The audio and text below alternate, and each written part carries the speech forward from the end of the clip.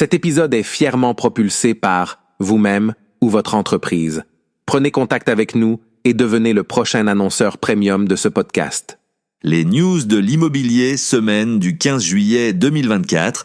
Podcast proposé par Jean-Christophe Dimino, agent Keller Williams à Nice. Retrouvez sa fiche Google Business en tapant Jean-Christophe Dimino, D-I-M-I-N-O.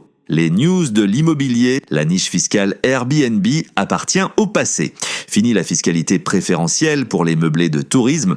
Le Conseil d'État a finalement supprimé le 8 juillet dernier un passage dans la loi qui permettait aux locations de type Airbnb de continuer à bénéficier d'un abattement pouvant aller jusqu'à 71% du chiffre d'affaires généré, raboté à la fin de l'année dernière en raison d'un amendement intégré par erreur dans la loi Finances 2024.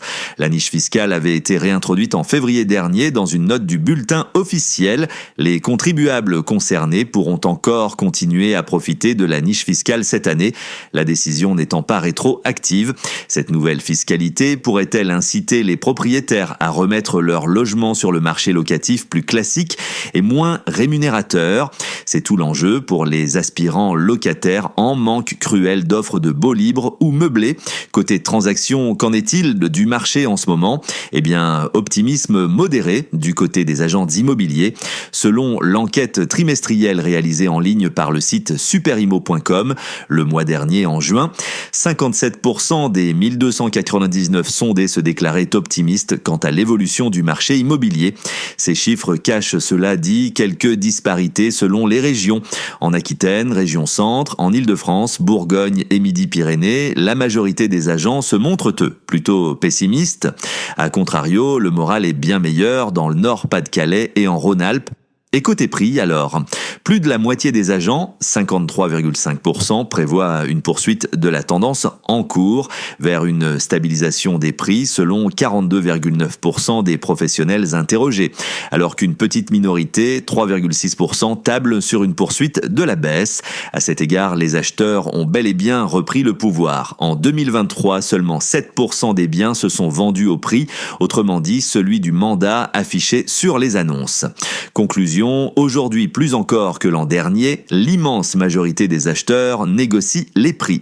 Pour plus de 30% des transactions analysées, une offre a été acceptée avec une ristourne comprise entre 5% et 10%. Dans d'autres cas, la vente s'est conclue entre moins 10% et moins 20% du prix affiché.